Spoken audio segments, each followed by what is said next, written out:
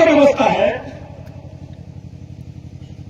वो अर्ध औपनिवेशिक, यानी राष्ट्रीय पूंजीपति वर्ग का अंतरराष्ट्रीय पूंजीपति वर्ग से जो समन्वय हुआ है, वो दोनों पूंजीपति वर्ग मिलकर भारत में कंपनी, माइनिंग और अन्य क्षेत्रों में इन्वेस्टमेंट कर रहे हैं।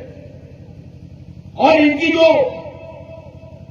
काम है, जो इनकी फैक्ट्री है या इनका जो बिजनेस है, उसके लिए जरूरी है कि इनकी साठगांठ यहां की राजनीतिक पार्टियों से रहे। आप देख रहे होंगे एक पूंजीपति को बचाने के लिए पूरी गवर्नमेंट खड़ी हो गई। एक पूंजीपति को, एक उद्योगपति पूंजीपति को बचाने के लिए पूरे गवर्नमेंट दांव पे लगा दिए, लेकिन आदिवासियों के प्रश्न पर एक आदमी कुछ नहीं बोल रहा है। ये उदाहरण है, जो पूंजीपति आदिवासियों की जमीनों को, उनके क्षेत्रों को, उनके जीवन को, उनके श्रम को, उसका शोषण करना चाहता है, उसका उपयोग करना चाहता है, उसको उपभोग करना चाहता है, उसको पूंजी कमाना चाहते हैं, उनको बर्बाद करना चाहते हैं, आदिवासियों को विस्थापित करना चाहते हैं, उन पूंजीपतियों को संरक्षण यहां की राजनीतिक पार्टियां दे रही है। ऐसे समय हम लड़ाई कैसे लड़ेंगे? हमारी लोकतांत्रिक लड़ाई लड़ने की संभावनाएं क्षीण होते चले जा रही है, यानी खत्म होते चली जा रही है।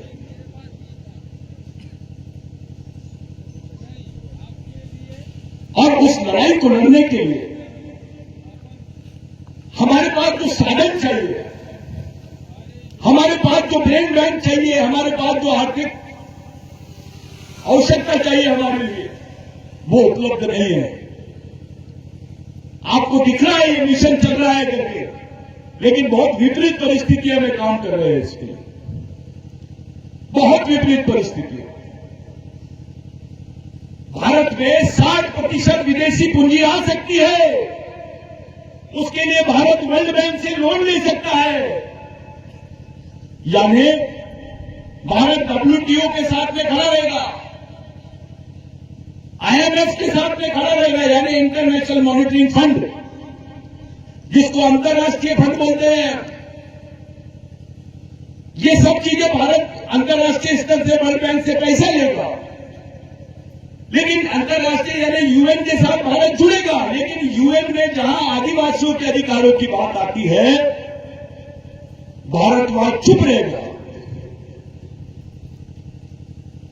साथियों, ये पूंजीपतियों के कहने पर, इन बहुत बड़े व्यापारी साम्राज्यवादी मानसिकता के लोगों के कहने पर ही भारत सरकार ने अभी तक नहीं बोली है कि भारत में आदिवासी रहते हैं करके। हम जब बोलते हैं कि नहीं, हमारी राष्ट्रीय और अंतर्राष्ट्रीय दोनों पहचान होनी चाहिए, भारत के संविधान में हमारी पहचान आदिवासी के रूप में है, तो अंतर्राष्ट्रीय संविधान में यानी यूनाइटेड नेशन संयुक्त राष्ट्र के संविधान में हमारी पहचान भी आदिवासी के रूप में होनी चाहिए। क्योंकि आज से 7 साल 8 साल बाद में जब ग्लोबलाइजेशन सैचुरेशन की तरफ जाएगा, तो विश्व का एक ही संविधान बनेगा। उस अंतर्राष्ट्रीय संविधान में जब तुम्हारी पहचान नहीं रहेगी, तो तुम्हारी पीढ़ी कैसे जिंदा रहेगी? अरे आपको आदिवासी करके पहचान थी तो जमीन बची, आपका जीवन बचा। भारत के संविधान में आपके अधिकार सुरक्षित है करके आप भारत में कुछ जिंदा हो, तुरंत मुक्त सुरक्षित हो। अंतर्राष्ट्रीय संविधान में आपके अधिकार नहीं रहेंगे तो आप सुरक्षित कैसे रहोगे? वहां तो कोई बिरसा मुंडा नहीं है, वहां तो कोई अंबेडकर नहीं है, वहां महात्मा फुले नहीं है, वहां टंडा भी नहीं है। जब एक बात साथी ने बहुत अच्छी बोली कि जो 5th शेड्यूल है, 6th शेड्यूल है, ये प्री कॉन्स्टिट्यूशन राइट्स है, ये संविधान बनने के पहले के राइट है, इसके लिए कुर्बानी दी गई, इसके लिए लाखों आदिवासियों के गर्दन कटे, उनकी जिंदगी गई, लाखों की संख्या में लोग मरे, तब जाके ये प्री कॉन्स्टिट्यूशन हमको राइट्स मिले हैं जिसको प्रोविंशियल राइट्स बोलते हैं, non changeable, non amendable, pre constitution constant rights, यानी स्थायी अधिकार बोलते हैं उसको। वो स्थायी अधिकार होने के बाद भी हमारे अधिकारों पर गवर्नमेंट बात करने के लिए तैयार नहीं है। जब भी 5वीं अनुसूची के क्षेत्रों की बात आती है, मुख्यमंत्री, प्रधानमंत्री मुख्य जानवर जैसे खड़े रहते हैं। और उससे सबसे शर्म की बात है, हमारे सांड नेता, हमारे बैल नेता, हमारे गधे नेता, हमारे गद्दार नेता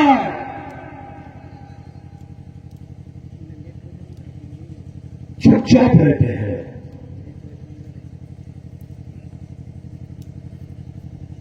ये जरूरी है कि उनको इतनी सारी विभूतियों से इनको भारत रत्न नहीं देना पड़ सकता है, लेकिन इतना तो बोल ही सकते हैं क्योंकि दिख रहा है। साथियों, जो घटना मणिपुर में हुई मध्य प्रदेश में नहीं होगी इसकी कोई गारंटी है क्या? मणिपुर में आदिवासी संसाधनों के लिए इतना बड़ा झगड़ा शुरू हुआ है। मध्य प्रदेश में उससे ज्यादा आदिवासियों के पास में संसाधन है। यहां झगड़ा होगा तो क्या करोगे आप?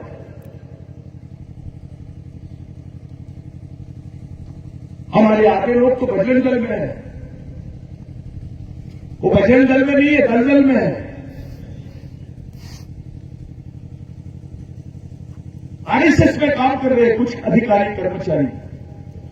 मैं उनसे पूछना चाहता हूं, आप क्यों नहीं पूछते उनसे कि आपको आदिवासी को आदिवासी बोलने से क्या तकलीफ है?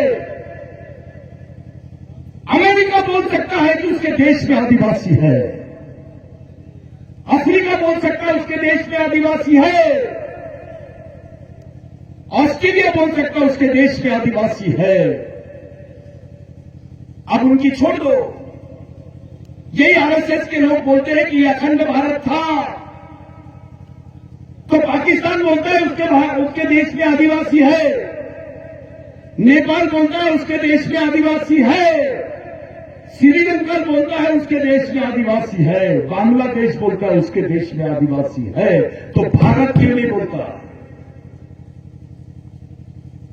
जो मोहनजोदारो हड़प्पा का जो आधा क्षेत्र है वो भारत में, आधा पाकिस्तान में है। साथियों, ये एक ही देश है। उस समय ये एशिया का एक कंट्री एक दूसरे से जुड़े हुए थे। पाकिस्तान भारत से अलग हुआ, बांग्लादेश भारत से अलग हुआ, नेपाल भारत से अलग हुआ। जब यहां आदिवासी है तो भारत में आदिवासी क्यों नहीं रहेगा? अभी संयुक्त राष्ट्र संघ ने नेपाल के आदिवासियों को मान्यता दे दी है, भारत क्यों नहीं दे रहा है? क्योंकि भारत हिंदू राष्ट्र की संकल्पना को मानता है, सिंधु राष्ट्र की संकल्पना को नहीं मानता है। अरे सिंधु संस्कृति भारत की सबसे प्राचीन संस्कृति थी, है और रहेगी। भारत का मानव शास्त्र बोलता है, एंथ्रोपोलॉजी बोलती है कि भारत में भगवान पैदा नहीं हुए थे तब से आदिवासी रहता है। विज्ञान बोलता है, विज्ञान बताता है कि नहीं, भारत में भगवान नहीं रहते थे तब से आदिवासी रहते हैं। फिर भी आप बोलते नहीं कि भारत में आदिवासी है। अभी ईवीएम का मैटर बहुत चल रहा है। ईवीएम में गड़बड़ी हो गई, सब लोग पकड़ लिए। जिस गांव में 1600 वोट है वहां पर 2300 वोट मिले। इनका पराक्रम देख लो कैसा है, कितना एडवांस है भारत। विश्व गुरु इसीलिए माना जा रहा है अपने को कि जहां 2300 वोट है वहां 3400 4300 वोट पड़ते हैं। आपको मालूम भी नहीं आपका वोट किधर चले गया। और जो इलेक्शन कमिश्नर है वो चुप, धीरे से बोलते हैं। फिर ये लोग सुप्रीम कोर्ट को नहीं मानते। कौन बोल रहा है, थोड़ा सा ध्यान में रखो, मैं जो बोलना चाहता हूं।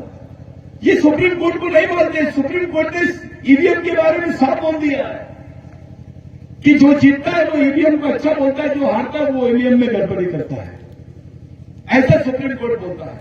और सुप्रीम कोर्ट जो बोलता है वो सही बोल रहा है, इसलिए सुप्रीम कोर्ट की बात को मानना चाहिए।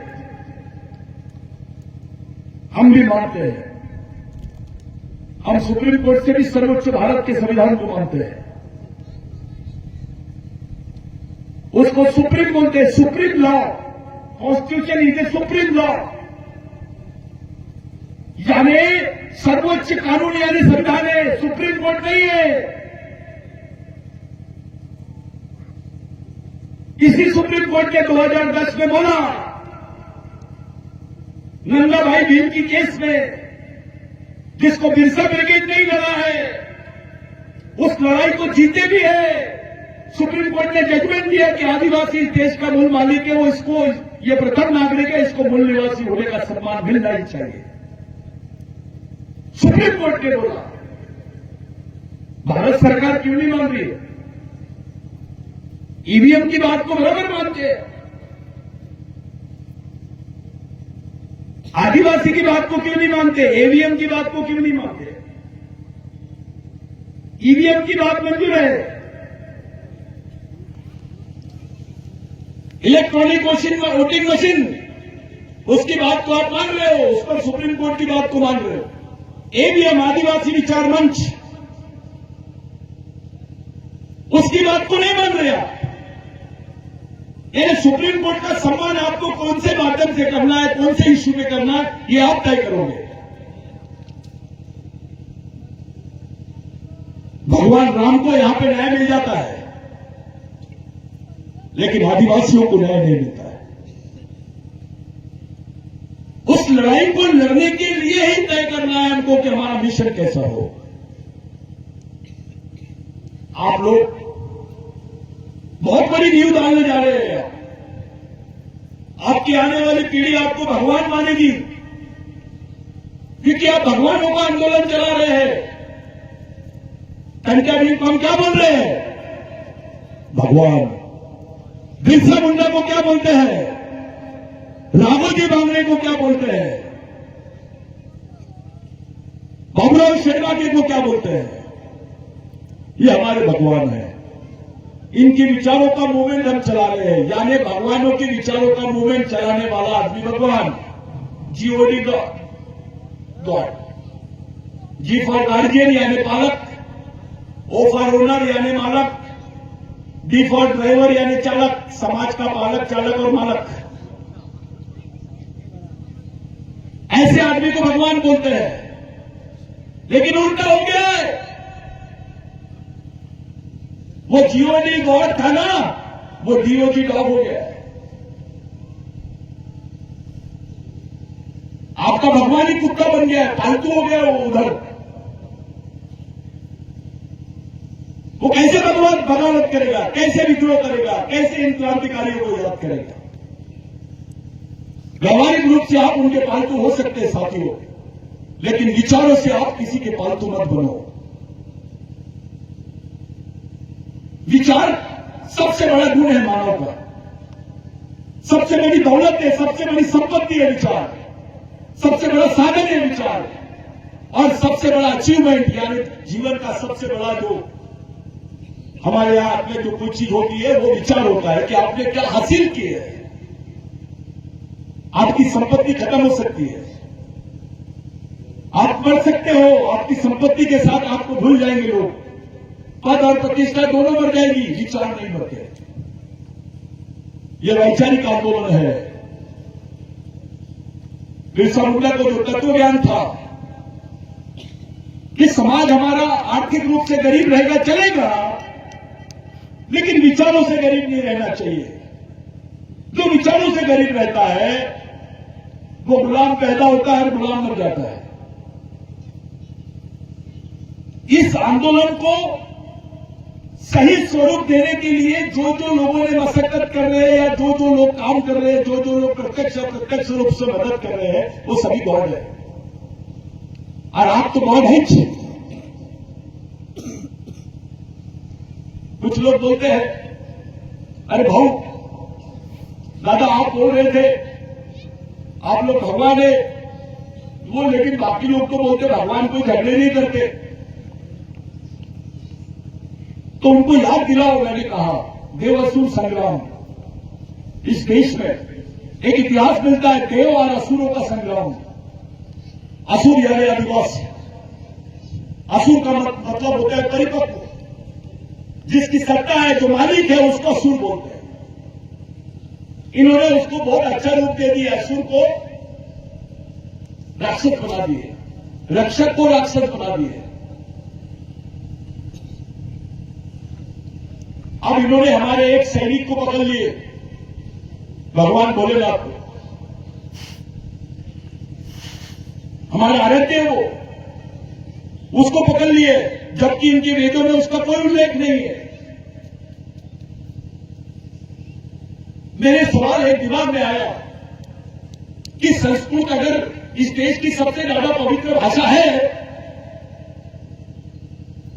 पुराने ग्रंथों की भाषा है, तो संस्कृत बोलने वाले लोगों की संख्या 1 लाख से ज्यादा कितनी है?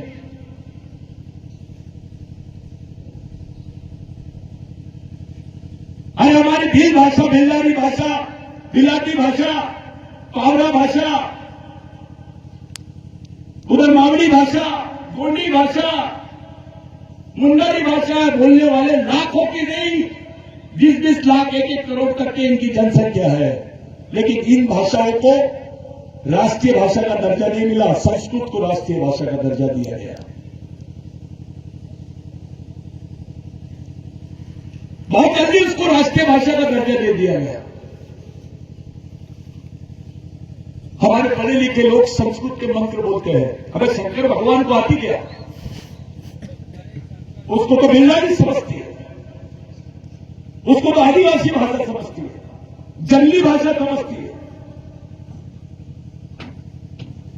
आदिवासी संस्कृति को समझने के लिए आदिवासी तत्वज्ञान और आदिवासी भाषा ही उपयोग में आएंगी।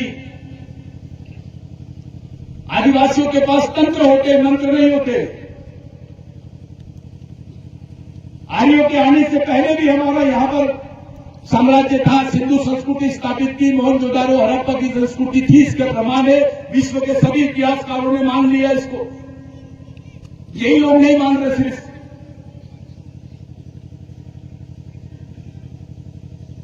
सबने मान लिया। विश्व के सब लोग बोलते हैं आदिवासी भारत के मालिक है। यही लोग नहीं बोलते। मामला क्या है? अभी ईरान के लोगों ने यूनाइटेड नेशंस में बोला कि हम भारत में गए थे, वहां पर बिरसा ब्रिगेड ने इंटरनेशनल कॉन्फ्रेंस लिया था, हम आदिवासियों के बीच में गए। यह बात यूनाइटेड नेशंस में उठी, संयुक्त राष्ट्र संघ में उठी। यही लोग नहीं मान रहे, ये जीत पे रहे हैं कि हम आदिवासियों को आदिवासी नहीं रहने देंगे। आपको आपकी पहचान के साथ आपके अस्तित्व को खत्म करने का षड्यंत्र ही इनका धर्म युद्ध है। आप अपनी पीढ़ी को क्या जवाब दोगे मेरे भाइयों? ये लड़ाई, ये चिल्लर लड़ाई नहीं है। किसी को विधायक बनाना है, किसी को सांसद बनाना है, किसी को मंत्री बनाना है, कोई चीज पे थोड़ा लड़ाई झगड़ा करके कब्जा कर लेना है, ऐसी लड़ाई नहीं है। ये लड़ाई के लिए सबसे पहली चीज है आपकी वैचारिक क्षमता। हमने दुश्मनों को विचारों से जीतना है सबसे पहले, और विचारों से हम कहीं कम नहीं पड़ना चाहिए। इस उद्देश्य की प्राप्ति के लिए पिछले 25 साल से ये कार्यक्रम चल रहा है। अभी 2023 में मोदी आरएसएस की सरकार में एक बहुत खतरनाक षड्यंत्र करे। वन सुरक्षा संवर्धन अधिनियम 2023 बनाया। उसमें आदिवासियों की जो जमीन है उसको कॉर्पोरेट को देने का प्रावधान किया है। और आदिवासी क्षेत्रों में सेना तैनात करने का प्रावधान किया उसने। भारत के किसी संगठन ने इनके खिलाफ जाने की हिम्मत नहीं की। बहुत सारे आदिवासी संगठन हैं, क्योंकि वैचारिक संयुक्त रूप से इनका विरोध करने की ताकत हमें कम पड़ जाती है। ताकत तो अपनी भी नहीं, लेकिन वैचारिक आधार होने की वजह से हिम्मत थी करके सुप्रीम कोर्ट में हम लोग गए, उसके खिलाफ में पिटीशन डाले और आज वो कानून को स्टे करके रखे हैं। अगर वो कानून 6 महीने भी लागू हो जाता भारत में तो आदिवासी अपने इतिहास के साथ उनकी पहचान और उनकी जमीन जंगल खत्म हो जाते हैं। 6 करोड़ आदिवासी विस्थापित हो जाते हैं। ये लड़ाई आपने लड़ी है, इसके हकदार आप हैं। आपने 6 करोड़ आदिवासियों को बचाया है। बिरसा ब्रिगेड को सैल्यूट करते हैं। ये लड़ाई आपने लड़ी है। 2010 का 11 का जो जजमेंट है वो बिरसा ब्रिगेड की देन है। ये बात बिरसा ब्रिगेड की देन है। वन अधिकार बिल में जो भूमिका बिरसा ब्रिगेड की थी जब सीपू सोरेन को जेल में डाल दिए थे, उस भूमिका तो आप बहुत यादगार भूमिका रही है। साथियों, आने वाले समय में 6000 माइनिंग प्रोजेक्ट इन्होंने आदिवासी क्षेत्रों में तैयार किए हैं, जिसके लिए वर्ल्ड का विश्व का सबसे बड़ा इन्वेस्टमेंट भारत में हो रहा है। और जिस साथी ने यहां पर 5वीं अनुसूची का भाषण दिया, मैं उनको दिखाना चाहता हूं कि ये पूरे 6000 प्रोजेक्ट 5वीं अनुसूची क्षेत्र में ही लगाए जा रहे हैं। यानी आपका झगड़ा अभी अंतर्राष्ट्रीय ताकत से भी है, राष्ट्रीय ताकत से भी है, राष्ट्रीय पूंजीपति वर्ग से भी है, अंतर्राष्ट्रीय पूंजीपति वर्ग से भी है और सरकार से भी है। ऐसे समय अगर आपको प्रोटेक्शन चाहिए तो आपको इंटरनेशनल कोर्ट में और इंटरनेशनल कॉन्स्टिट्यूशन के थ्रू ही प्रोटेक्शन मिलेगा। इसलिए आपकी पहचान संयुक्त राष्ट्र संघ में होना बहुत जरूरी है। आपने कुछ भी किए तो ये लोग आपको स्टैंप मार देते, नक्सलवादी। बिरसा ब्रिगेड को अक्सर ये लोग इसी तरीके से देखते हैं। हम उनको खुला चैलेंज किए, बताओ नक्सलवादी आदिवासी हो सकता है, लेकिन आदिवासी नक्सलवादी नहीं हो सकता है। जो लड़ाई जल जमीन जंगल की सामाजिक स्तर पर, वो जो लड़ाई यहां पर मध्य प्रदेश में आदिवासियों की है, वही लड़ाई मध्य प्रदेश महाराष्ट्र में भी है, वही लड़ाई छत्तीसगढ़ में है, वही लड़ाई झारखंड में है, वही लड़ाई उड़ीसा में है, वही लड़ाई गुजरात में है, वही लड़ाई राजस्थान में है, वही लड़ाई आसाम में है, वही नागालैंड में है, वही मणिपुर में है। जब हमारी लड़ाई समान है राष्ट्रीय स्तर पर, तो हमारी विचारधारा भी समान होना चाहिए। और संगठन गली गुच्छी का नहीं होना चाहिए, 2 जिले वाला 5 जिलों वाला नहीं, वो राष्ट्रीय होना चाहिए। अगर लड़ना है तो, भगना है तो कुछ भी बनाओ।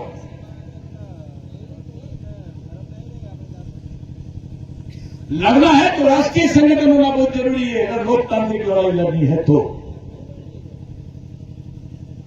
इसलिए इतना व्यापक संगठन अगर आपको बनाना है राष्ट्रीय अंतर्राष्ट्रीय स्तर पे, तो इसके लिए वैचारिक मिशन ही जरूरी है।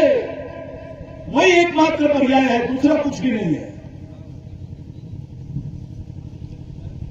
और वैचारिक आधार जब तक कि आपके पीछे नहीं रहेगा, आप मानसिक रूप से तैयार नहीं रहेंगे, मानसिक रूप से तैयार नहीं रहेंगे, आप इतनी बड़ी लड़ाई को लड़ नहीं सकते। जिस आदमी को मालूम ही नहीं उसका दुश्मन कौन है, वो लड़ेगा किससे?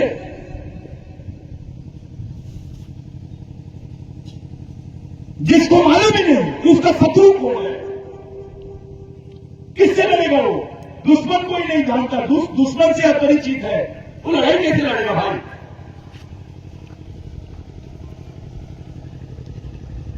तो विचारधारा जो है, मूवमेंट में जो विचारधारा है, संघर्ष में जो विचारधारा का काम है, वो आपको दोस्त और दुश्मन की पहचान कराती है।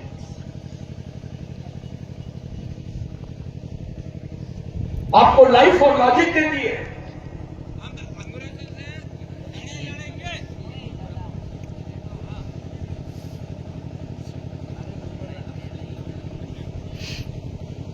और विचारों की लड़ाई लड़ने के लिए घर घर से लोग निकलना चाहिए।